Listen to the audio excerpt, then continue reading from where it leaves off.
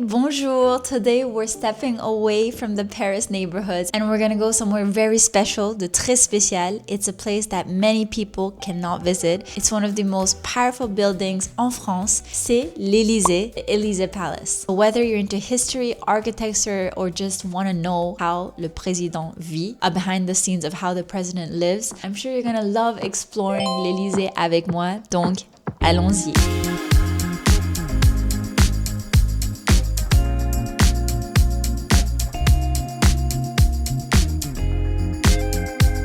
But before that, just know that the Élysée Palace evolved over time. Ça a énormément évolué au cours du temps. It wasn't always this, and its original name, son nom original, was the Hôtel d'Évreux. So when it was first built in the early 1700s, the palace was a private mansion for Louis-Henri Latour d'Auvergne, the Count of Évreux.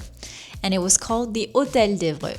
But back then, hôtel didn't mean the same thing as today. It meant a grand town's house, not like a hotel that we think of today. Later on, plus tard, during the late 18th century, au 18e siècle, the building changed owners, ça changeait de propriétaire, and became known as the Hôtel Bourbon. So it was named after the Bourbon royal family, and this kind of reflected the shifting political and social landscape of France, as the palace became more linked with royalty and more linked with power. C'était plus lié à la royauté et au pouvoir. Fast forward to the 19th century, after the French Revolution and several regime changes, the palace was purchased by the French state in 1848 and 1848 to serve as the official residence of the President of the Republic. Since then, it's been known as the Élysée Palace. So it was named after the nearby Champs-Élysées Avenue, so that's actually where it got its name. So from a noble's mansion, hôtel particulier, to a royal residence, and now the heart of French democracy,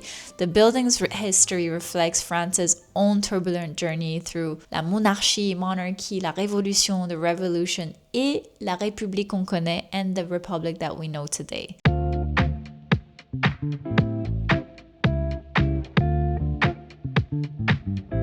Once we got there, all our passports were checked. Nos passeports ont été tous vérifiés. Bien sûr, of course, mesures de sécurité, security first. And then we entered what is called la cour d'honneur, which means the royal court. That's where everyone arrives. C'est là où tout le monde arrive quand on arrive à l'Élysée. Donc, tous les chefs d'État, all the heads of states from other countries, tous les chefs d'État de d'autres pays, quand ils arrivent là. I'd seen so many times on TV and in the news, very important heads of state arriving.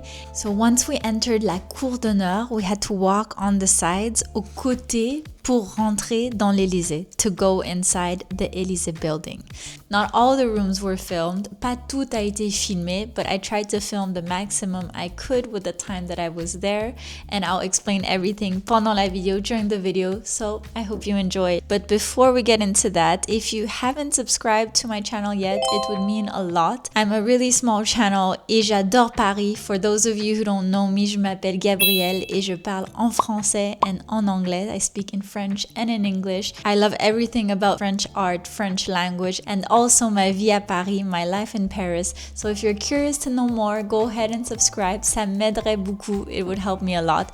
Now back to the video. So once we entered, we were very well greeted. On était très bien accueillis. The first thing when we arrived, I was so surprised. J'étais tellement surprise that it really felt like a hybrid of a hôtel particulier and a chateau. So it had everything grandiose about a chateau, but it was also much smaller than I imagined. And I think compared to other world leaders around the world, l'Élysée est plus petit. The Élysée is smaller, but still, c'est un endroit impressionnant. So the first thing when I stepped into the Élysée Palace, the very first room we entered is called the Vestibul d'honneur, which is actually the entrance hall.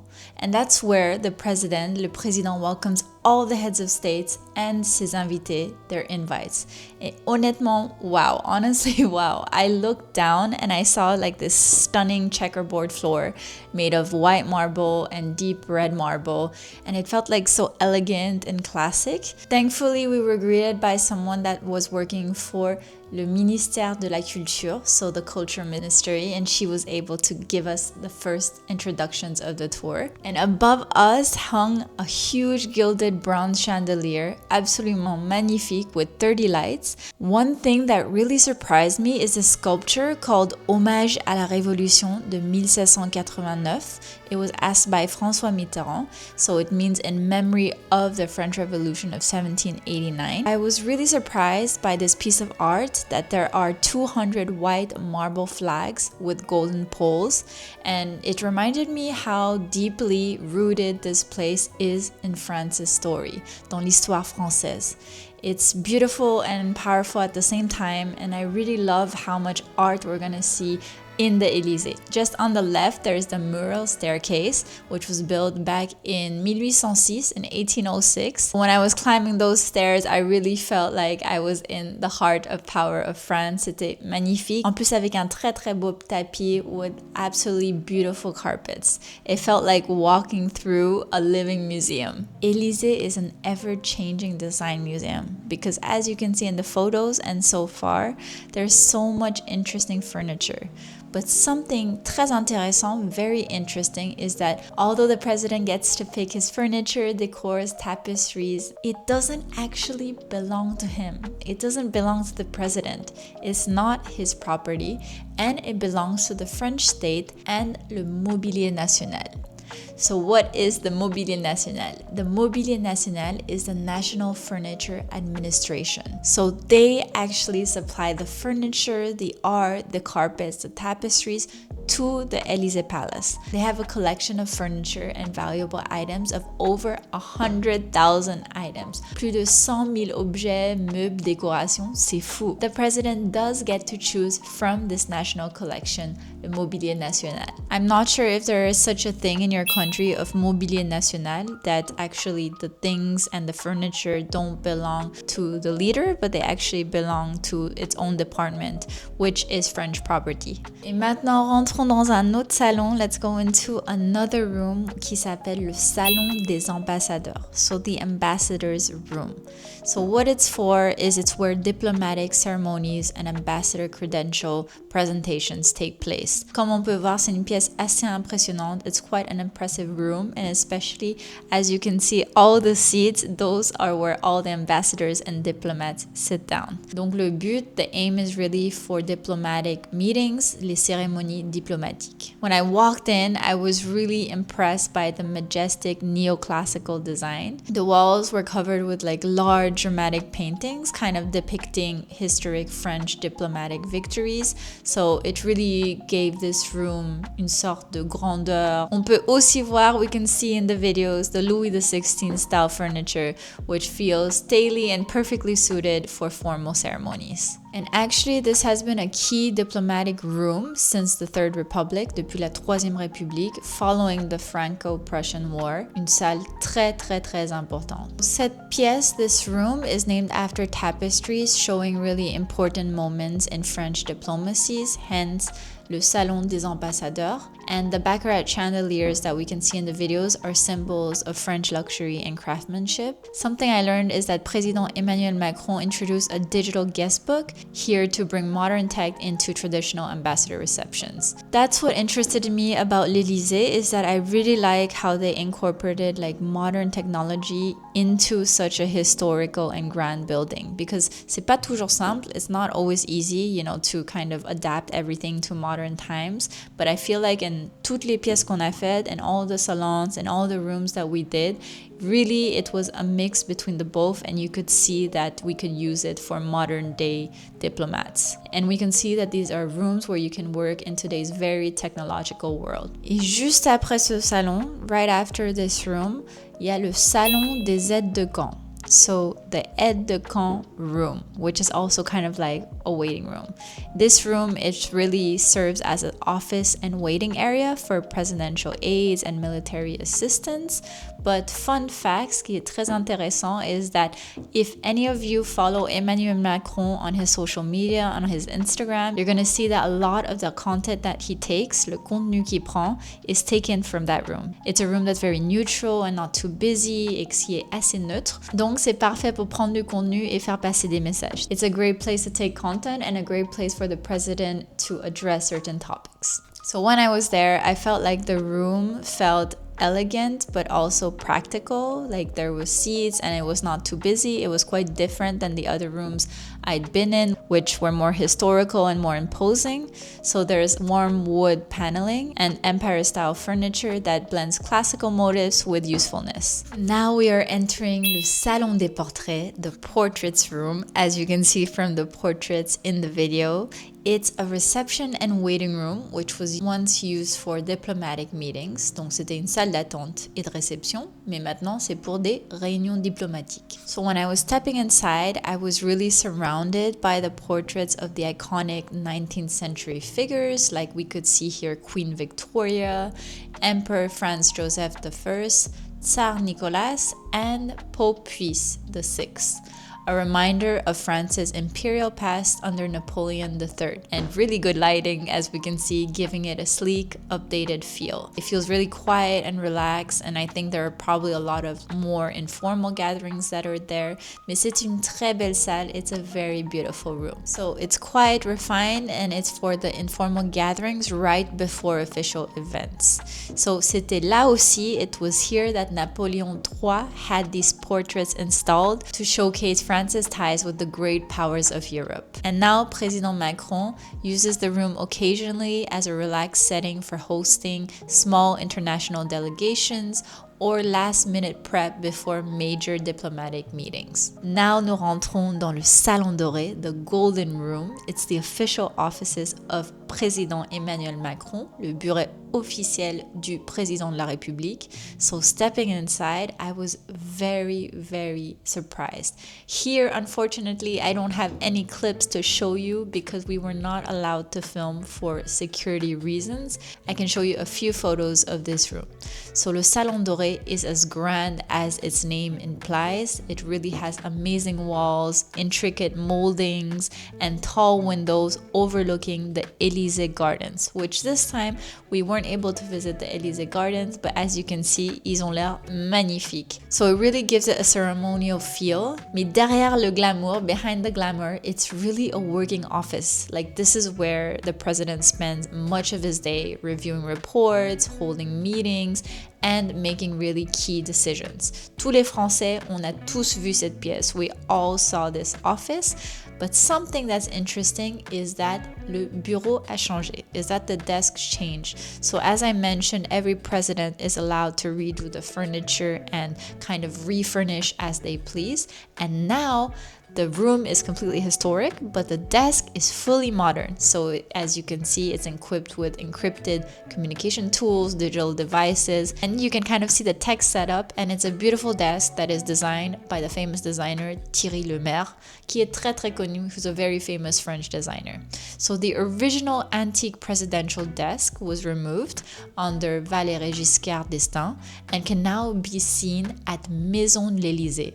So for those of you who follow my Instagram, maybe you saw La Maison d'Élysée is right in front of the Élysée Palace, and it's a museum and cafe that's open to the public, so you can actually go there and enjoy it. It's with the pastry chef of the Élysée. You can see an immersive video there as well, and you can see the original desk that the presidents would use, qui est complètement fou, that President Macron used as well. So if you have a chance and you're in Paris, definitely add to your list and follow my Instagram for more fun places that you can check out at Paris. The Salon Doré has been the working office of nearly every president since Giscard d'Estaing made the switch from more ceremonial rooms in the 1970s. Macron often uses this room for national TV addresses, which we can see in these photos. So what I really like, actually what happened in the Elysee, is that we really made it more modern. And even though it's such a historical place, what I find interesting is that they really tried to incorporate the tech and make it more modern so that it can be still efficiently used today. Now going into un endroit que j'adore, my favorite part, the place that made me go pinch myself because c'était trop beau, c'est le jardin d'hiver.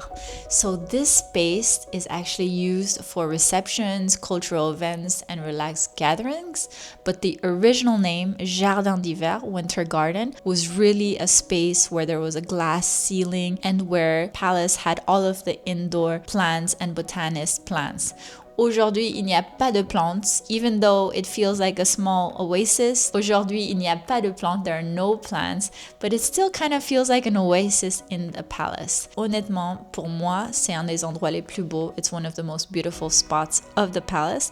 It's because President Emmanuel Macron transformed it. So as I mentioned, you know, every president, they can choose their furniture and they also can choose the decoration, the paintings, and they can transform it in a way that doesn't damage the palace directly. He worked with the famous French artist Daniel Buren, and if that name sounds familiar, it's because he's the same artist who did the Colonnes de Buren in Palais Royal, which is a place of Paris I absolutely love, and I've made a video on if you want to check it out after. But here, he remade le Jardin d'Hiver, more like the glass ceiling, into a piece of art called le pavoisé. So what did he do? He covered the glass ceiling of the Jardin d'Hiver with transparent colored filters in bleu, blanc, rouge, blue, white, and red. So, les couleurs de la France, the colors of the France and the French flag.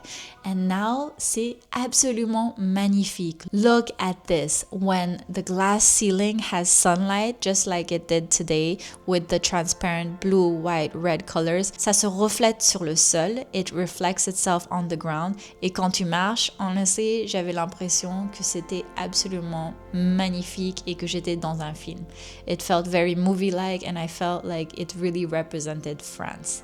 So winter gardens actually initially became popular in aristocratic French homes during the Romantic period, but today, you know, they're not used as winter gardens, but the ironwork and plant-inspired details that you can see in the furniture as well reflect the Art Nouveau goal of harmonizing design with nature. We were even lucky today to see someone do the technique of les feuilles d'or, so he was like painting over the furniture to really make it last long, and it takes a lot of time, comme ça se voit. And now today it's really a place for official receptions and to host people, and it's occasionally for very big ceremonies, des grandes cérémonies, just like for le Nouvel An, just like for the New Year celebrations, and also for medal celebrations, pour la remise de médailles. We didn't get to visit this, but actually en dessous du Jardin des Verts, right below it is a private cinema. C'est un cinéma privé that was established when there was Nicolas Sarkozy who was a president, and it can have up to 40 personnes, 40 people to have your private cinema. Qu'est-ce que vous pensez de cette salle? What do you think of this room?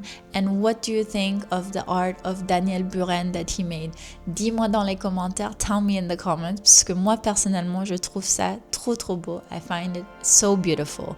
And right beside le Jardin d'Hiver is la fameuse salle des fêtes.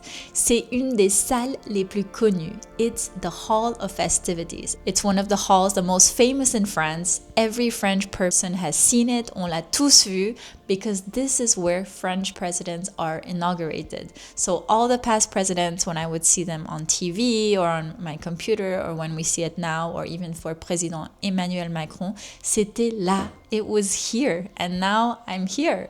So this is where grand ceremonies, state dinners, and major official events take place, où il y a des grandes cérémonies, des dîners d'État et des événements officiels majeurs, just like inaugurating the new president of the French Republic.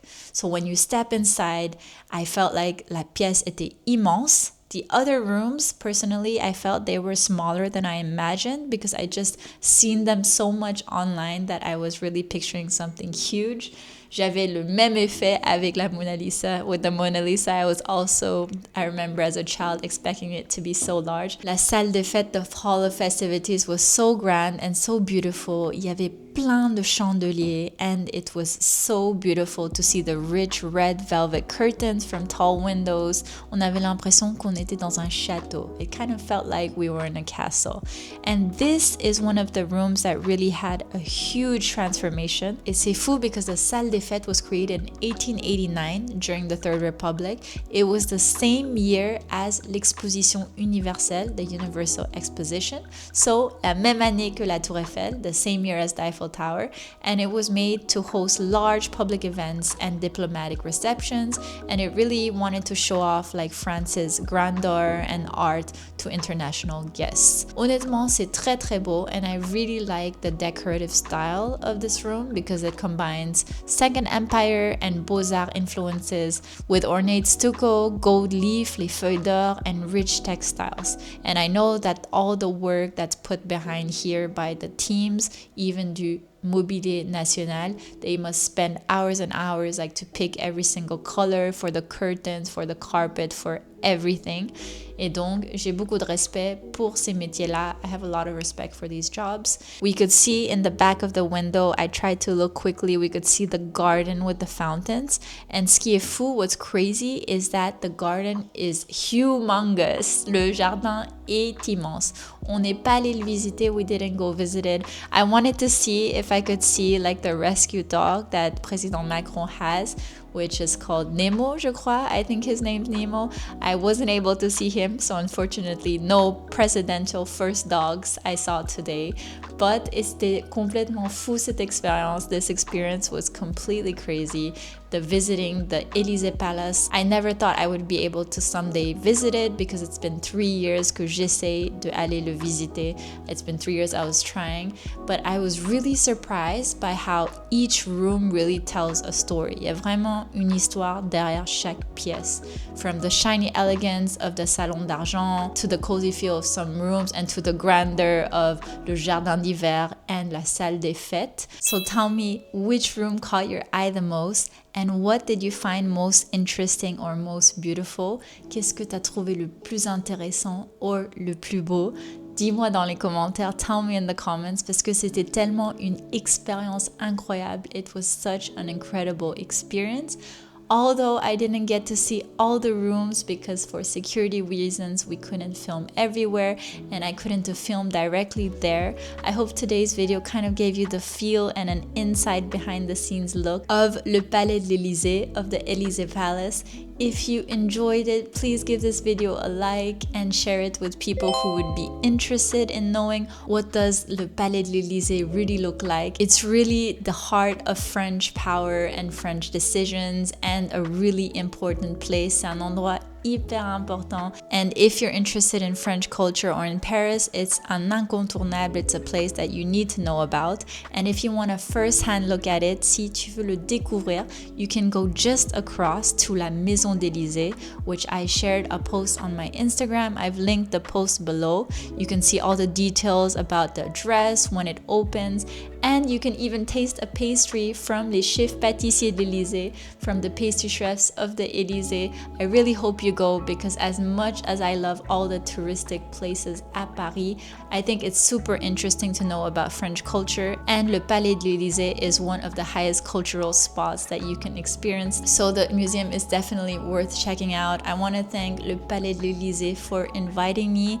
It's very humbling and it's making me feel like even though je suis une très petite chaîne, I'm a very small channel. I think people can see my love and my passion, mon amour et ma passion pour la culture française, la langue française, for French culture and French language, and also showing ma vie à Paris, my life in Paris as it is. I hope you stay in tune for all the other videos that I will be making and that you're subscribed to this channel and share it with your friends. She heard me saying merci beaucoup and then so she decided to join me. J'adore faire ça. I love doing this, sharing with you Paris hidden gems and Paris stories as well as la culture française, French culture, all while spending time with you, en passant du temps avec vous. Et petite mémé and little mémé. I have so many cool videos coming up on this channel soon and I really hope to see you in the other one. But for now, merci beaucoup et à bientôt!